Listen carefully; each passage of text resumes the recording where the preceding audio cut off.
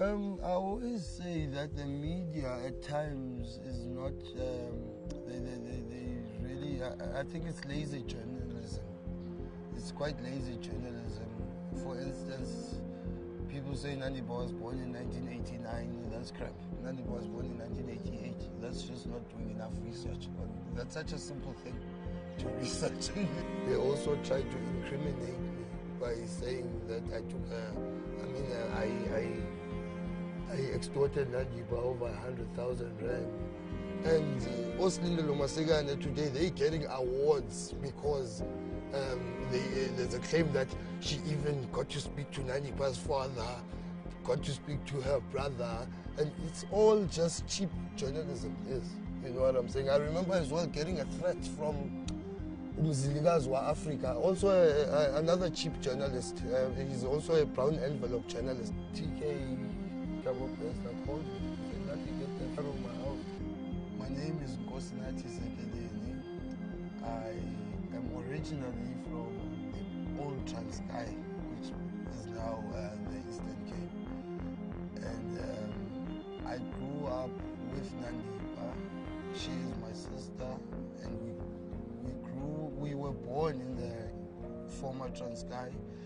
Then later in 1994, my parents migrated, if I can say, to KZN, the south coast of KZN, which is Port Edward, the first town when you enter KZN, because there was better infrastructure and schools. So I'm born of three siblings. There's four of us, including myself. I've got an older sister, then it's me, then Nandipha comes after me, then it's my little brother.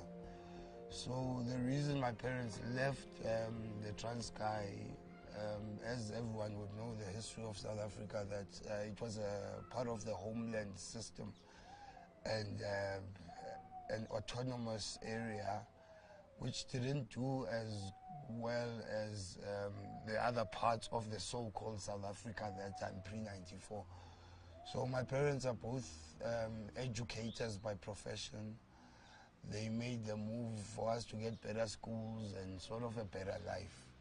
And that's the reason we moved to Port Edward. I think I was 8 years old and Nandipha was 6 years old, because we are 2 years apart. And my older sister is about 6 years older than me. And my little brother at the time we moved, he was barely 2 years old. So we made the move to the ocean, which is Port Edward is situated by the ocean. And we were one of the first, if not the first black people to live there. So you can imagine the whole transition during post-apartheid and the so-called Rainbow Nation. So we were part of those first kids to be placed with different races. And we weren't even used to white people that time, but we had to sort of learn a new life. And Nandipha and I were both part of that experience. Even though I'm 2 years older than Nandipha, she was a grade behind me. So I always had the pressure that, hey, I can't fail, because if I fail, she'll catch up with me. So we grew up very close, Nandipha and I. We did gymnastics together, and we did karate together, as extramural activities. And Nandipha also did ballet, and she was an outstanding hockey player from a very young age, to the extent that she went to represent, I think, first the lower south coast of Natal, and went on to obtain Natal colors in hockey. And she also, as well, in primary school, played chess. Yeah, she was a chess player. She taught me one or few things about chess. Otherwise, I wouldn't know how to even move a pawn or whatever in chess. So That's one of the games or skills she gave me growing up. And Nandipha always wanted to be a doctor from a very young age. I remember when we still lived in the former Transkei, a neighbor of ours who was a distant relative, may he rest in peace, who was my age, took one of Nandipha's dolls, and we pretended that we are in the medical field as well, and we cut it up. It made my mother very mad. And Nandipha crying, and there she was stitching up her doll. So she was always destined to be a doctor. Later on, we went to high school, which is Port Shepstone High School, which is about 44 kilometers away from Port Edward. So we used to commute every day there and back. And she continued to play hockey. Yes, she continued to play hockey in high school. But she was more focused on her studies academically. And she was a student and did double science, which is why she ended up being a doctor. But all in all, we grew up in, I would say, I enjoyed growing up with Nandipha in Port Edward because as she did chess as extramural activities, I did fishing as an extramural activity. And it was a very beautiful lifestyle. I mean, even at school in primary, there's an event or a natural event that takes place, which is called the sardine run, where sardines come out and out of the ocean. So at school, during school, we would be let out because the beach was not far away, the Port Edward main beach, which is called Silver Beach. It wasn't far from the school. So during the sardine run, the whole school would go to the beach and we'd stuff sardines in our pockets and while wearing uniform. And that's just the culture of the place. Black, white, Indian, all sorts of people in South Africa. Hence it was a multiracial school. So that helped us to sort of know other cultures and develop different friendships from people that live totally different lives from us, as we're black people, and getting to know the different races of South Africa. So going forward, we went to the Port Shepstone High School, and as I said, Nandipha was very bright, and she loved her science and studied to become a doctor from the beginning. She always wanted to be a doctor. My father, I mean, I'm my father's first son. They tell me that he was very chuffed when I was born in 1986, after my sister, who was 6 years older than me. So my father is a very loving individual, generally, not just his kids. Or he loves his next door neighbor's kids, and that's who he is. I think it's the way he was brought up. And my father is a very genuine person, but not to fuck around with. You know what I mean? You don't fuck around with my father. He's a genuine person, a nice person, but also a semi-strict person.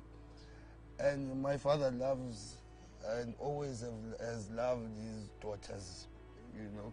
Not that he loved his sons less, but I think as a father, he was always overprotective over his daughters.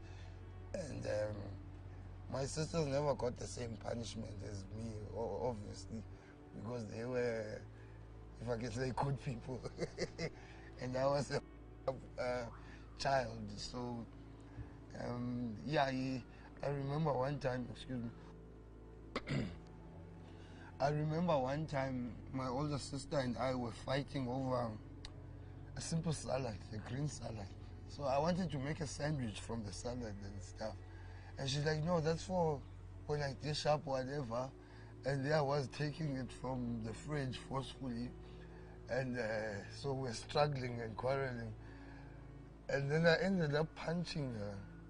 So then my father was around and he was aware of what's happening. And I just knew that I'm a dead man. So I'm a dead boy at that time. So there's no other way but to run out of the house. So I ran out of the house and there was my father with no, because we live by the ocean, wearing shorts with no shoes and with no shirt, chasing me with a shambok. So that's when I realized how much he loves his daughters. And yeah, simply he's just a loving human being who was always there for us. And whatever you needed, if I was like, Tata, I don't have a hook or hooks for my fishing rod, or he'll always make sure he gets them home. I lost my cricket ball. He'll always, we've had tough times growing up, but I think my parents always hid us from tough times that we don't really see them. But as you grow older, you start realizing their sacrifices that they have made. So my parents sacrificed a lot for us and gave us the best education they could give us. Yeah, so my mother, like I said, is a very loving woman, and they've always been a great team with my father and made sure we get the best education. Hence, since they were educators themselves, and sort of both of them, they gave us a freedom of what we want to be in life, and they coached me into becoming a camera operator, being in the TV industry, and coached my other sister to become a journalist, and my younger sister Nandipha to be a doctor, and coach my brother to become whatever he wanted to be, because he's been into different things. And we sort of lived that, if I can say, that middle class life growing up. Yeah. Okay. There was a time when I think we ran from people road.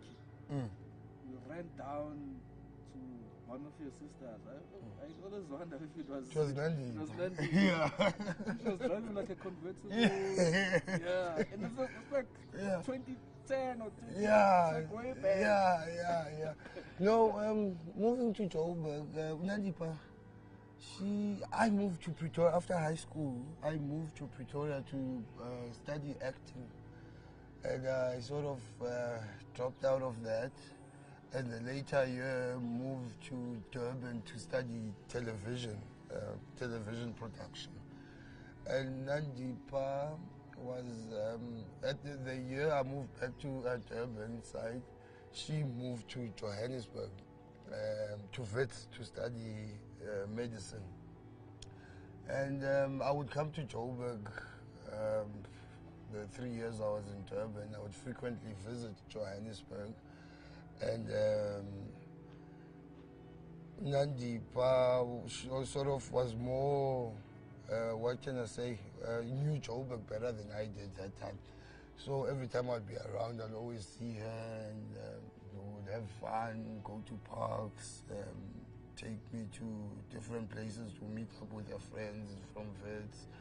And we sort of had that close relationship. So, and then I moved back to Gauteng, specifically Joburg, to study a career in television. And she's someone I'd always see and hang around with amongst her friends, and we're typically very close as siblings. And my older sister was also in Johannesburg, so we'd meet up with extended family, and Nandipha would be sort of someone you share things with, and we're very close, in fact. And including my other sister as well. So what I'm trying to say is that we've always been a close-knit family. After primary, high school, during tertiary, and during when I was working and she was at med school, it's someone that they wouldn't go a month without seeing. So we had a very tight relationship during those times. I always say that the media at times is not, they really, I think it's lazy journalism.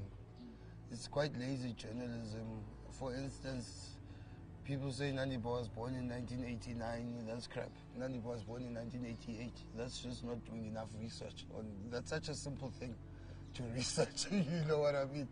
And the media did report that Nandipha met Bester in tertiary, and I highly dispute that. I would have known if she met him during her tertiary days. Maybe she could have, because I mean, Bester at that time was an individual going around scamming people. I mean, there's times when he lied to his peers, saying he's gonna bring Jay-Z to South Africa, and actually sold tickets. At a young age, actually sold tickets. So maybe they could have met, but they did not have a relationship, because I mean, during that time she was in tertiary. That's the time later on during those years that she met her husband, who comes from the same area as us, but met him in Joburg, and he was a doctor at the time. They had a relationship which developed to them getting married and having two beautiful girls. So I think not enough homework was done on Nandipha by media practitioners. I think it was all this rush and trying to get the story out without doing the proper research as journalists, which is why I say it's that's cheap journalism and lazy journalism. Yeah. No, Nandipha has always been a go-getter. I mean, even when we were in high school, Nandipha would hook up with her friends and they would go to Durban July. To us, that was unheard of. In high school, you go to Durban July, dress up and whatnot. So she always liked the limelight, being known. She did modeling, and she'd be featured in our local South Coast Herald newspaper. She'd be doing stuff like stuff that you can see that she was accumulating different skills to later use in life. And I think it's all those elements that made her become who she became. She was always a go-getter. She always knew what she wanted, and she was always popular. You know, even in high school, she was popular. Even at Wits, she was popular. You know, she went. She was at the time during at Wits. She was there during the time of the likes of Floyd Shivambu, Abo Ndlozi, and you know what I mean. And she was known amongst that space, you know. And the names I've just mentioned now are people that have become prominent members of our society in South Africa. So she was amongst those people, and there was no doubt that Nandipha will always be successful and get one. She could have become anything she wanted to become. There was no doubt about that. Yeah. In tertiary, the things that made her popular, I think it's just simply her personality. I think her personality and that go-getter attitude of wanting to know who's who, and you know, that's what made her popular. And at the time she was there, she was also doing her blogs and vlogs and sort of that social media element rising for her. And then when she became a doctor, I was very involved in getting her exposure, because she ran this Instagram account and she was getting followers as a doctor as well as a fashion vlogger and blogger. So at the time I was working for CNBC Africa, and CNBC Africa is a sister company with Forbes magazine. I remember showing a journalist that here's my sister, here's what she does, what can you do with it? Then he was taken from the beginning, the journalist. He's like, I really want to do a story on her, whatnot. And then they did a story with her. I remember the cover had Umamu Kosazana Dlamini Zuma. And then she had a whole 2 pages of her story and her picture there with a stethoscope. That time she was, I think she was interning at Edenvale Hospital at that time. So they went through, interviewed her, and the issue was out. And she thanked me greatly for that, because I mean that's Forbes magazine, you know. And from there, I also hooked her up with CNBC Africa, getting her interviews at the, at the Joburg Fashion Week, or, you know, I always made sure that whoever I'm shooting the show with, it's not nepotism, but it's hustling for your sister. I always make sure that she gets an interview, gets exposure, and her star started to shine brighter, you know. She really grew, and she worked very hard in her public image and getting her story out of. So fast forward years later, while I was working for an international company, a Chinese broadcast station from China, as a freelancer, and I was doing really great. Then COVID hit, and when COVID hit, it's pay as you work as a freelancer, and China was hit first.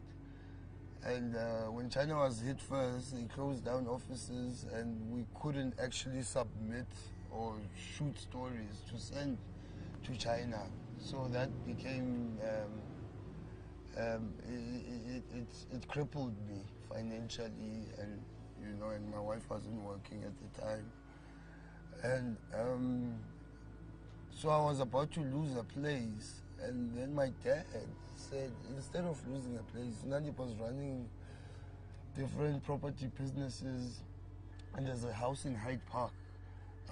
He'll talk to her, and we go live there with my little one and my wife in the cottage at the Hyde Park mansion, which is a street away from the president's house. And so she was reluctant. Which president? Cyril Ramaphosa, yes. And she was reluctant to get us there, but for us to live there. But I think my dad sort of, you know, talked to her, and she felt like she didn't want to disappoint my dad, you know, and both my parents. So she agreed, and we went to live at the cottage, which we lived there for about 3 months. And that time there was an individual, well, before that time, while I was about to lose a place, she introduced me to an individual by the name of Tiki Nkwana, who apparently lived in America, in New York City. And so she was like, yeah, this person is very highly connected in the media space, and yeah, good for you. He'll hook you up, and you can be, don't you want to earn this amount of money, which was big bucks, you know, more than the 100K limit, you know. I was like, yeah, why not? I did a lot of business with Thabo Bester. Thabo Bester used to put money in my account, big money. And I used to pay people. I used to hire people, pay them. When I knew him by the name of TK Nkwana, living in New York City. I did a lot of stuff. He used to send me everywhere to go shoot, and brilliant mind, very brilliant mind. For instance, I went to shoot with Dr. Pesci, who as well, there was a claim that Nandipha was using one of the passports or whatever, a prominent doctor of the heart.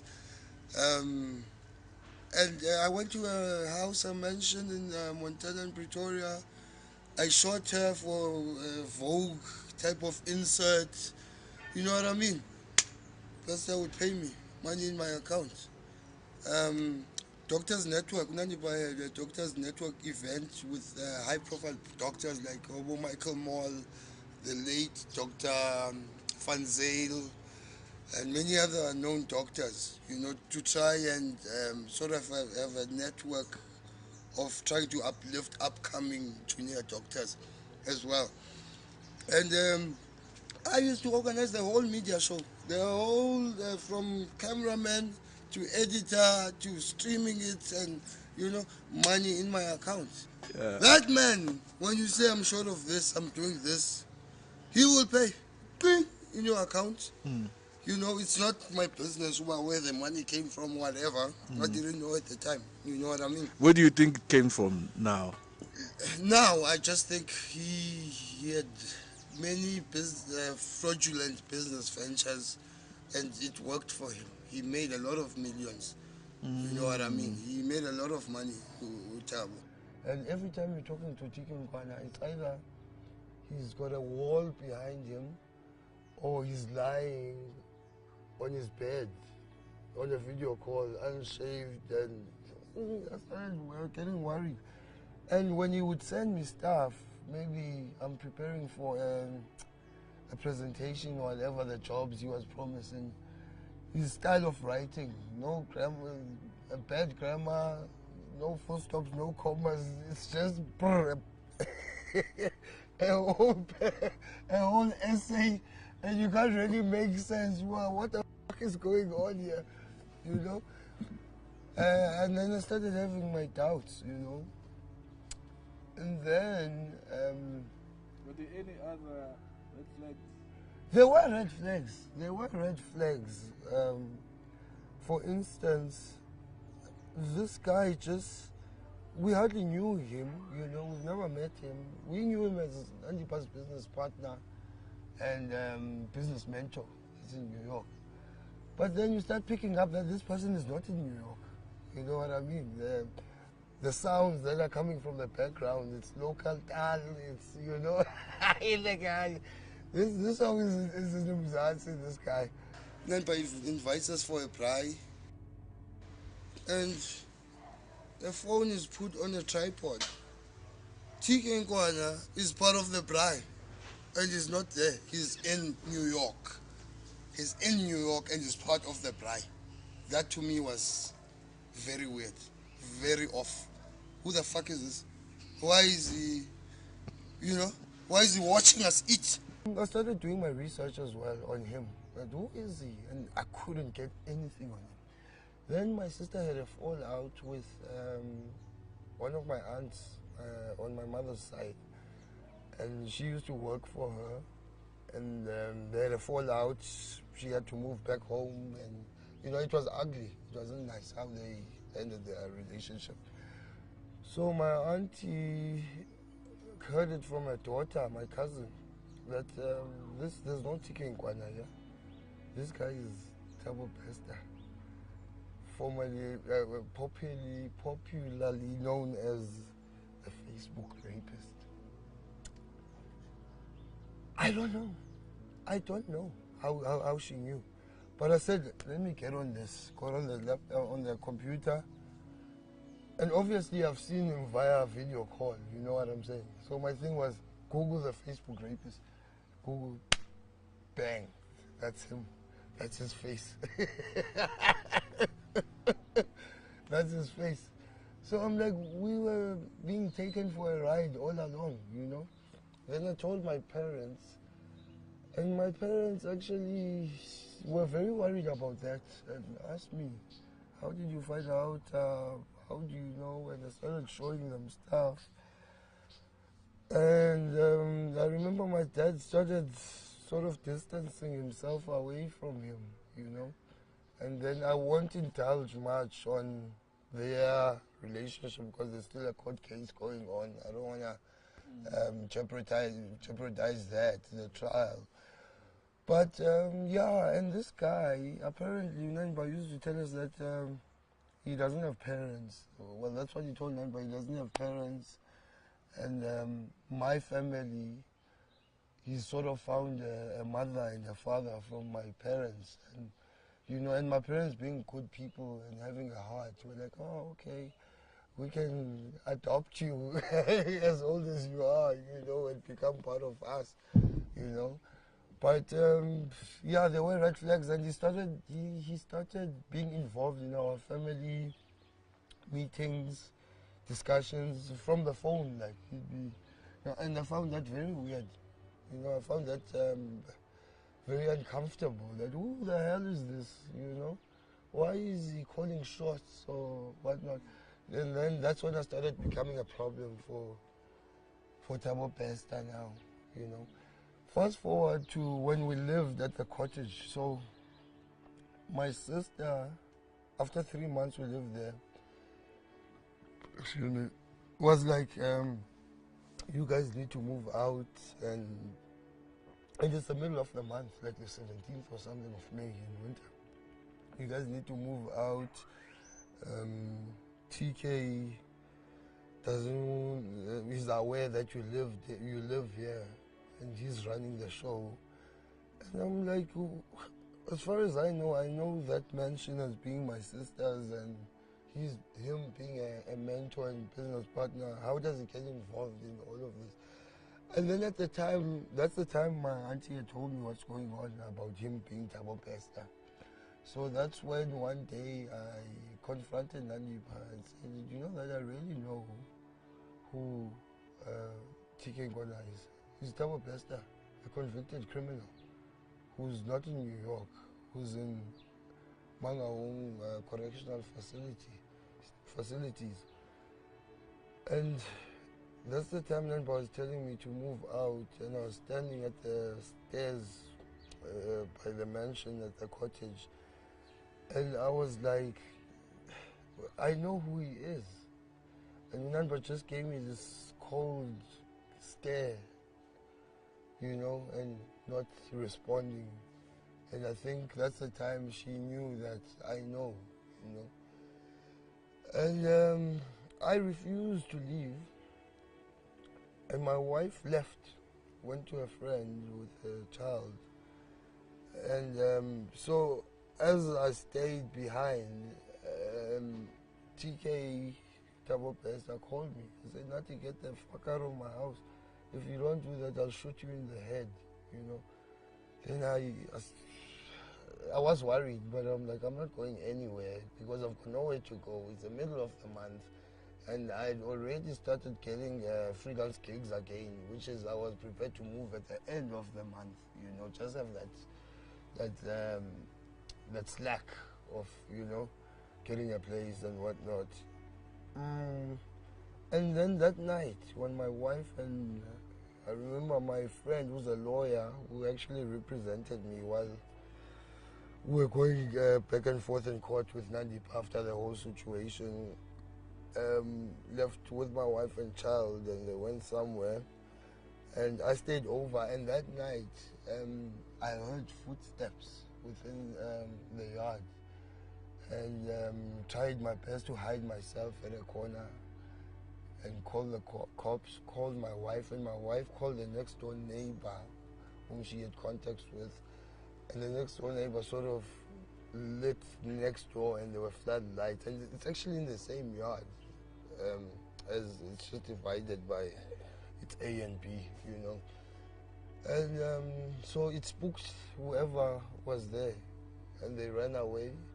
And about 15 minutes later, the police came with a rifle and did a sweep throughout the mansion because I was the only one that was there that time.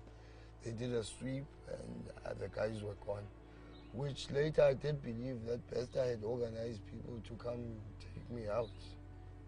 You know what I mean? And then during that time I was very upset. I wrote a letter, an email to the Hawks saying, it's all public knowledge now, saying that there's a certain individual that's got my sister captured and he's running the show. And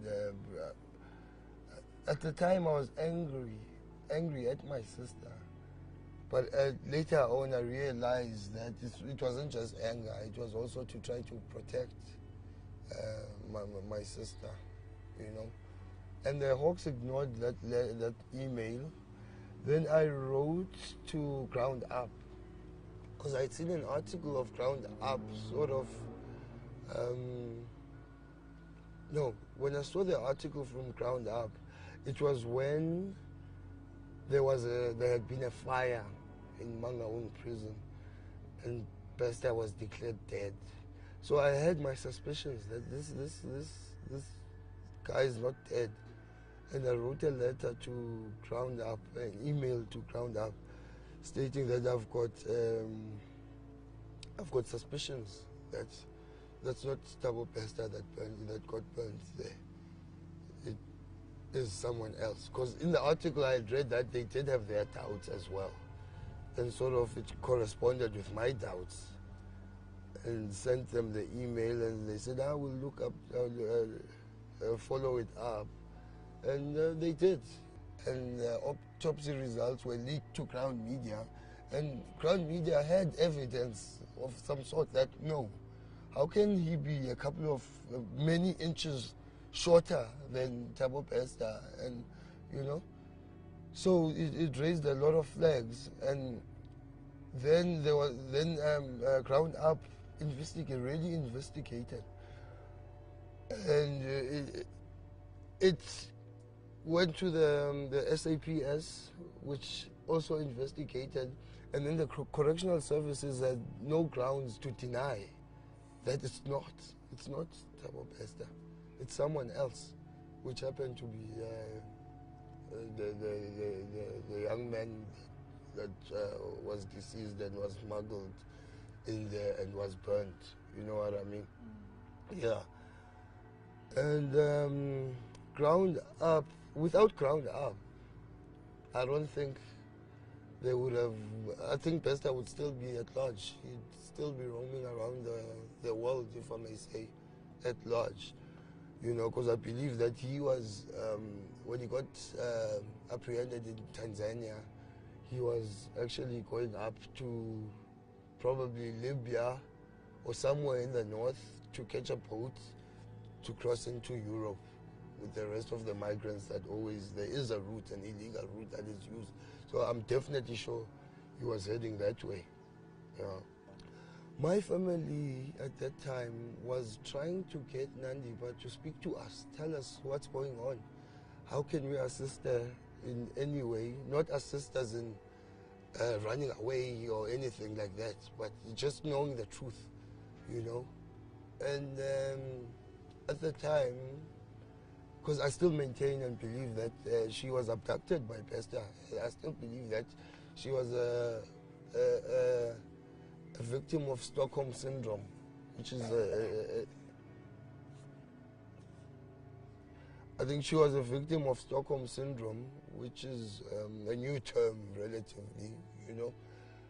And What does it mean? Stockholm Syndrome, it's when you get abducted, and the person that has abducted you sort of plays in your mind and brainwashes you into believing and having sympathy for that individual, and possibly even falling in love with that individual. You know what I mean? It's quite a common thing in the modern era that it does happen, you know, and you end up not being yourself, but being a pawn of this person. They control you, like as in chess, like the ones that tell you what to do and whatnot. So He's always controlled individuals and even families for that matter. You know, Bester's not a stupid guy. He's very manipulative and he's very intelligent, if I may say. But that intelligence was placed in the wrong head or mind, if I can put it. You know, he could have used that to become such a great person, you know. But he is who he is, you know. And so the family at that time of Nandipha being out of the country, we just wanted to come out and, you know, and tell us what's going on, and we go to the law and try to fix this problem, you know. But it did happen that she went out of the country with this guy, which is, I believe, she was forcefully taken. I believe she was forcefully taken, and because you can force a person in many ways. You can force a person physically, you can force a person mentally, and I think it's, you know, and he was a dangerous guy. He is a dangerous guy. I mean, there were voice notes which are authentic, which are very original, of Bester threatening to take Nandipha's life, and to take her husband's life, the doctor. You know what I mean? So she was in a situation, I believe. And I remember having an interview with ENCA, and besides trying to get the story, they also tried to incriminate me by saying that I took I extorted Nandipha over 100,000 rand, which is, I didn't deny that. I said, yes, I was emotional, I did it, I was intoxicated, and it went through the court of law, and the case was dropped. You know, that was just also sensational journalism by Slindelo Masekana. I will call her name, I'm not scared of her, or ETV, or ENCA. And then Slindelo Masekana went on to trick and trap my dad on an interview, a phone call. Because she asked, well, do you know where Nandipha's whereabouts are?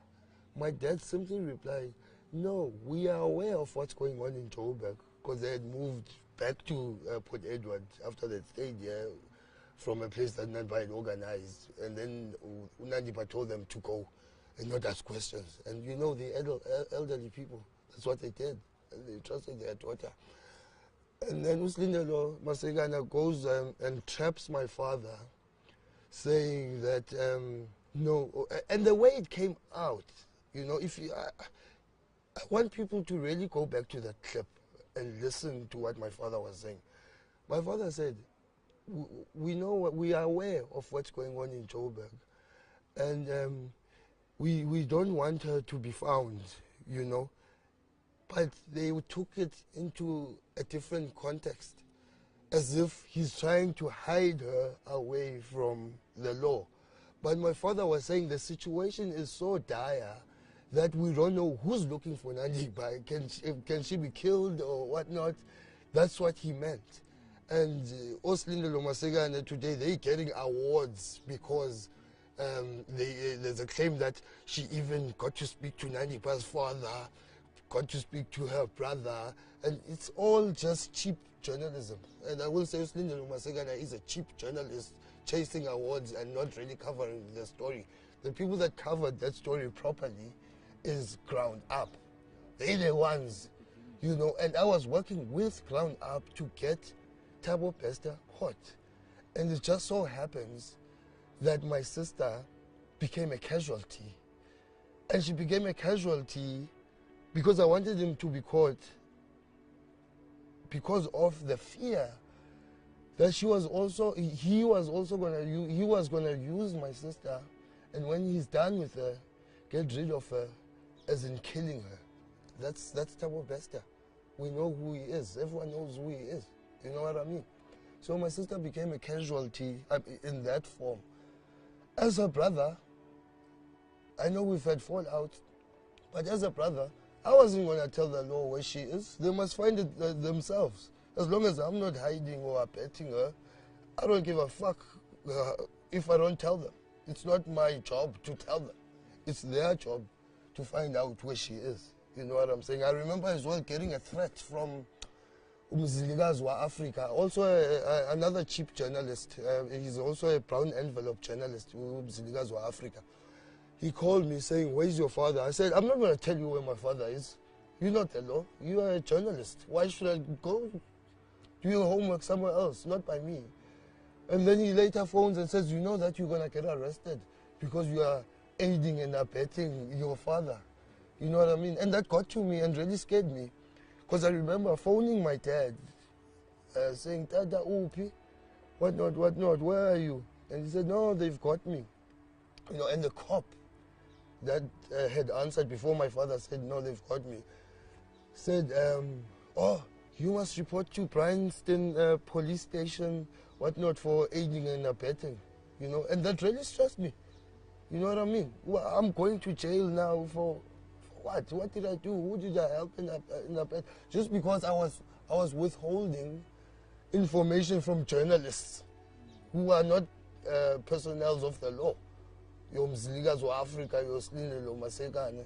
You know what I'm saying? The only proper journalist with the story was actually Griselda Lewis.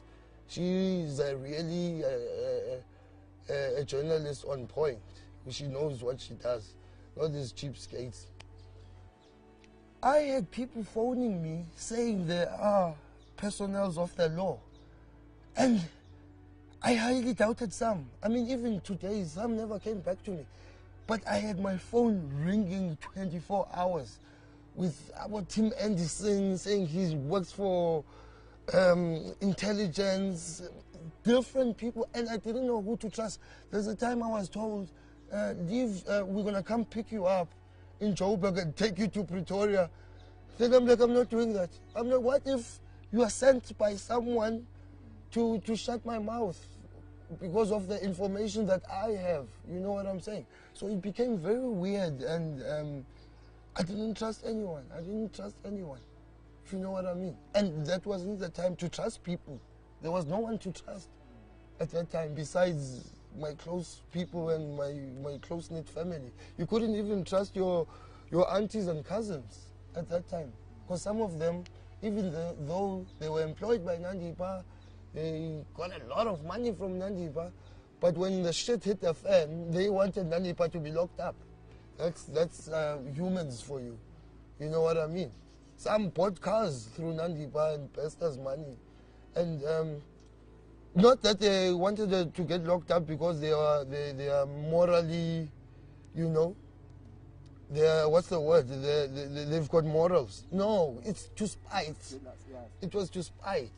There are lazy journalists out there. For instance, there were reports saying that there's a missing gardener and a missing domestic worker at a mansion in Hyde Park. And there's never been, I mean, there were forensics and investigators there, but there were no bodies found. And the media, it was Sunday Times, they didn't come back and say, no, there were no bodies found. You know, that's all just left out there, still painting Nandipha as this evil individual. As well, there's been many stories that were not cleared out. For instance, Peyicele went on media and said Nandipha claimed two of the bodies as my father and one of the bodies as her brother. And Nandipha's got two brothers, myself and Pumelela, with no clarity which brother. And it later on developed into being false. You know, that statement was false. There was no such thing. And I mean, as the media reported that she claimed one of the bodies as her brother, I got worried that maybe I'm not alive anymore in the system. You know what I'm saying? And no one came back to me to say, no, you are alive or whatever. I had to use my media connections to find out whether I'm alive or not at Home Affairs. And a journalist, which I won't name, came back to me and said, no, Nati, we called, we investigated by Home Affairs and you are alive. Your ID number is, you know. So to me, that's cheap journalism. That's lazy work. Even from Pekitele himself, he was lazy. He was a lazy minister. Thank God he's gone. He was a lazy minister. You know, hopefully Umchunu will be a better minister. For my family, this whole thing has been a nightmare. A nightmare.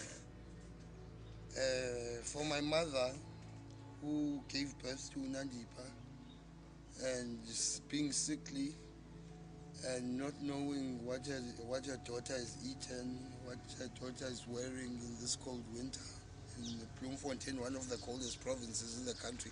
It's been a nightmare. It's been a nightmare for my father to spend a couple of days in prison, in jail, and as an elderly, you know, that's one of the things that hurt me the most when the story broke out. I remember I was at a story and shooting for Russia Today, and couldn't go to court in Bloemfontein, the first appearance with my father. And I was connecting with Griselda Lewis on the phone, and I asked Griselda, what's the charge? And my sister Griselda, my good sister Griselda Lewis, texted me and said, no, I'll send you the charge sheet. And I'm busy working that time. And the charge sheet came through WhatsApp. My heart just sank. It had a murder charge, which brings me back to that question of the media and the law, the murder charge. And I just knew. My heart sank, but I knew that my sister and father didn't kill anyone. I know them. I know them that much. They're not murderers. They could have been involved in one way or the other somehow, but they are not murderers. And I will go to the grave always saying my father and sister are not murderers. And the way it was reported in jail was very off. And Griselda sent me the charge sheet with murder, and I couldn't even concentrate. But being a professional that I am, I had to shoot and deliver. I'm a professional, media professional. So yeah, it's, if I could round this up, I would say it's been a nightmare, and it's been a Hollywood movie. It's been a Hollywood movie. Yeah, so we've lived through a movie, something that we see on TV. When you see your family being chased with cameras, yourself being chased with cameras, people looking at you in public funny, or you know, it's taken a toll on my family a lot. And we are good people. My parents are good people. My siblings are good people. Nandipha is a good person. You know what I mean? She just got entangled in whatever situation, which will still be proved in the court of law. And yeah, I believe Nandipha is a victim as well. As much as they claim that she's done stuff, but at the end of the day, my sister is a victim of Thabo Bester and being scrutinized by the media with no full information. Thabo is a very good manipulator. If he can manipulate people of that magnitude and stature, who's Nandipha to him? Who's Nandipha to him? He totally just grabbed her brain and became what? How can I put it? He became the master of a ship, which is a brain. The captain of a ship. Yeah, he steered Nandipha's head, you know. And I think Nandipha we should, as the courts, really have a thorough trial, and let Nandipha tell a story as well. Let her tell a story, and not be the jury, the judge, or whatever as the public and society. So let's give her a chance to tell a story, and I believe my sister has a story to tell. I'm driving to Joburg tonight. When I get there, if I call you and you don't fucking pick up this phone, uzosola impilo yakho. Sazwana. I understand why you're saying this, Tom. No, I don't care if you understand or don't understand. You are doing your own things. And I told you, you don't do things in this house.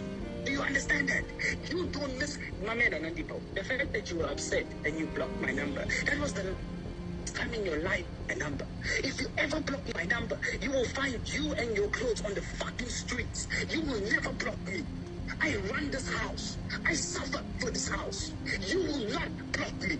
Do you hear me?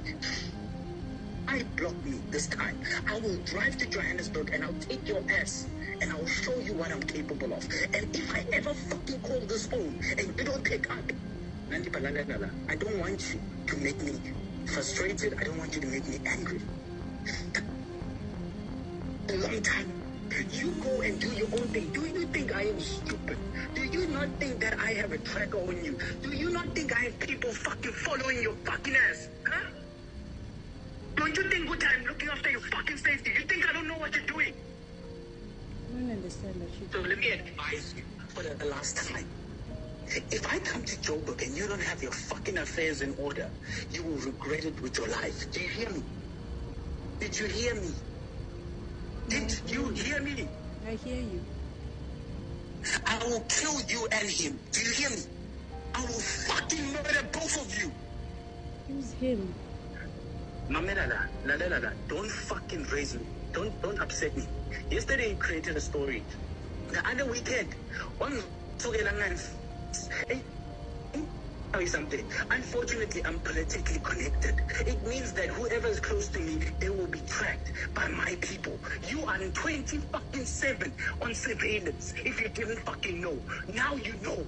Every fucking move you make, when you drive to Natai's house, when you drive to Matt's house, how long you stay there, I know everything. So do not piss me off. I would say, if like he went on a rant wanting the death penalty, I say South Africa wants to bring it back just for him, bring it back for him, bring it back. But then I still believe as well that that's a cowardice way of exiting. He should serve his time.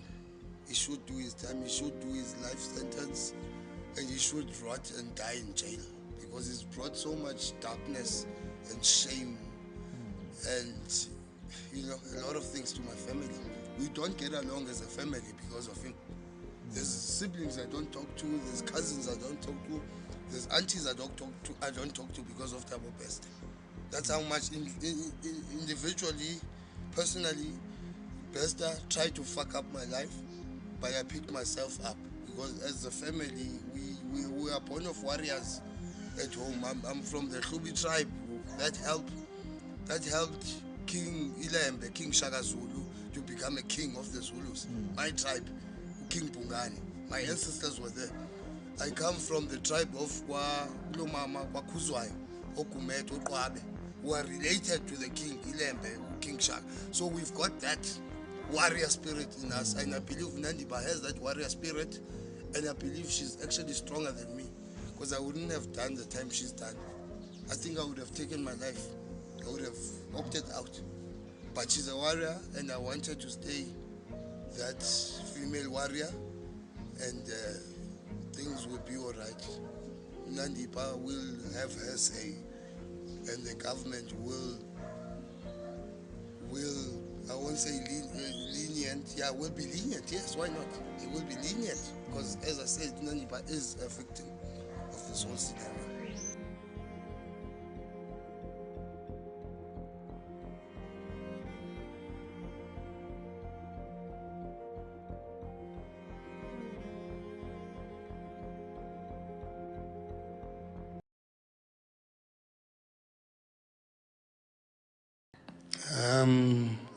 I last spoke to her before the news broke out that she was wanted with Thabo Bester. In the form of recorded telephone calls. I'm posting this because 2 nights ago, a gunman tried and failed to kill me, my wife, and my child.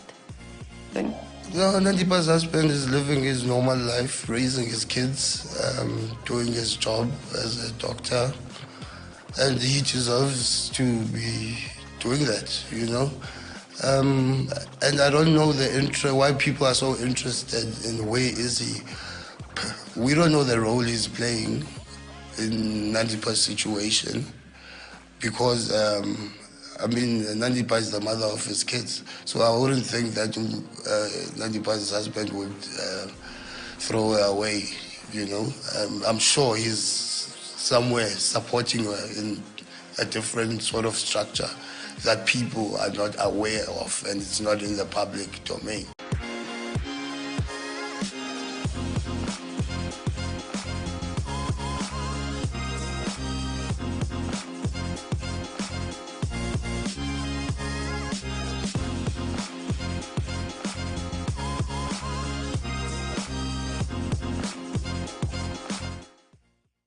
Hi everyone, welcome to another exciting episode of Within.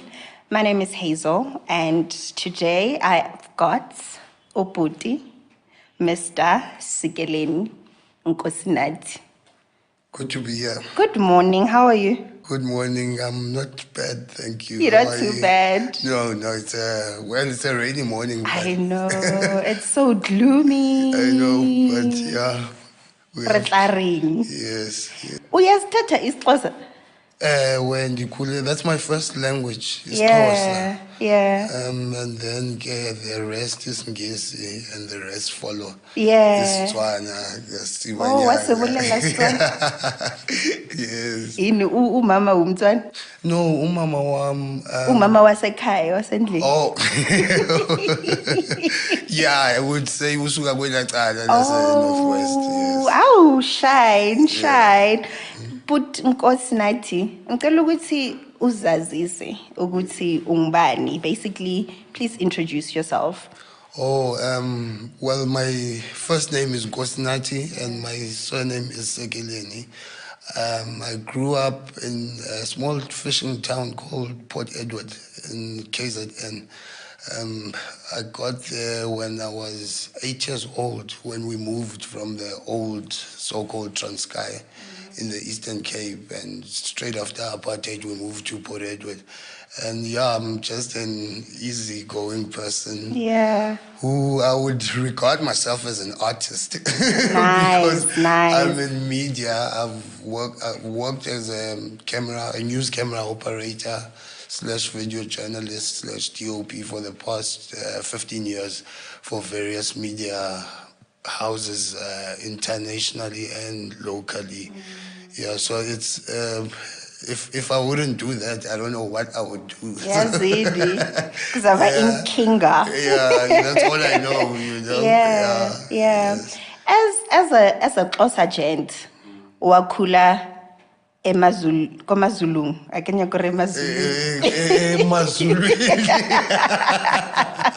KwaZulu. Yeah. How was your childhood? How would you describe ukula kwakho? Well, it's just in geographical terms, we would say Port Edward is in KwaZulu. Literally, 90% of the black people that live there come from where we come from, all over the Eastern Cape.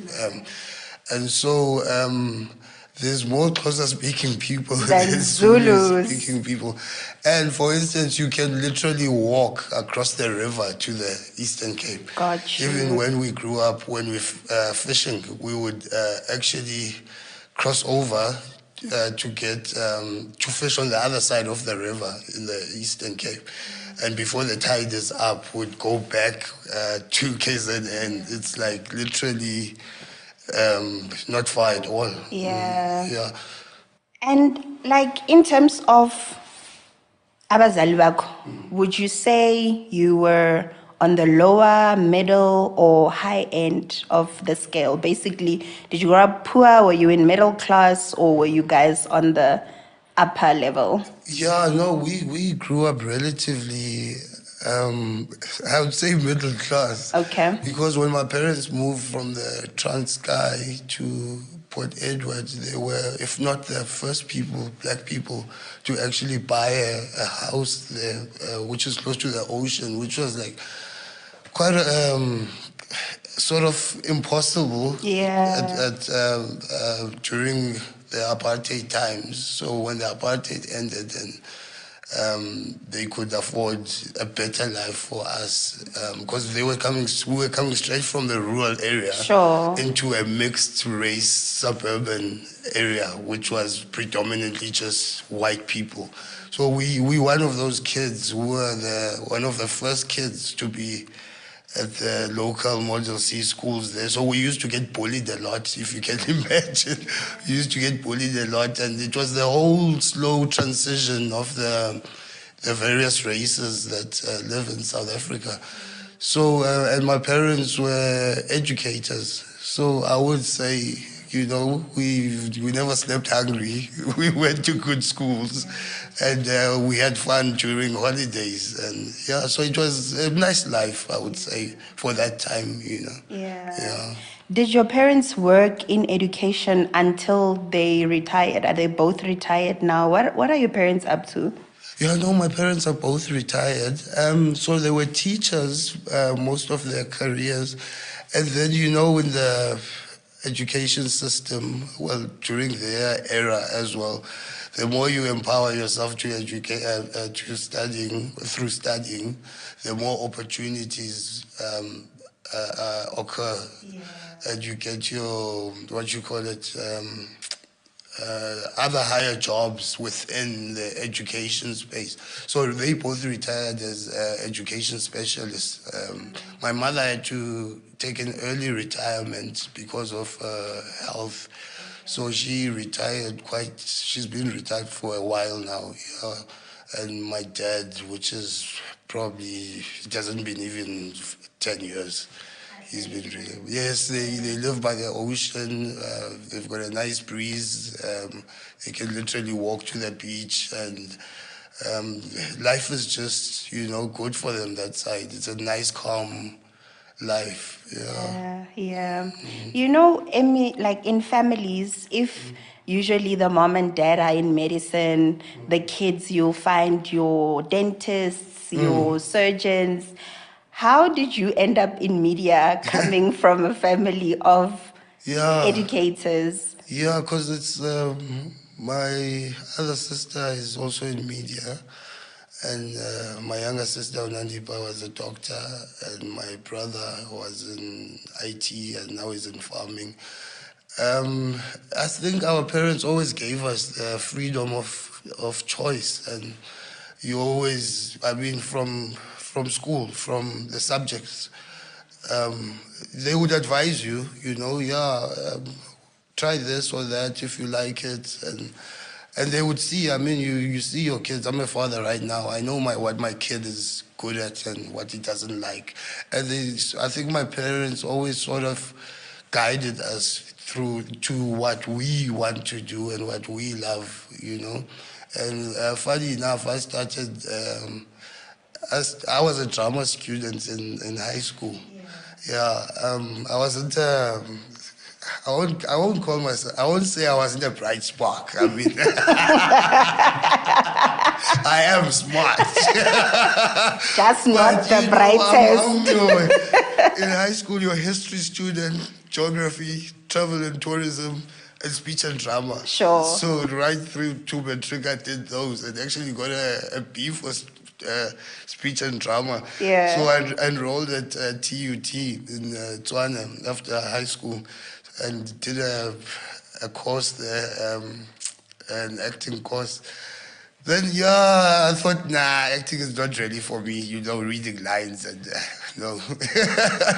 So then again, my father showed me a nice course at Durban University of Technology, video technology. So it's got video production, TV production, scripting, script writing, production management, apps and developments.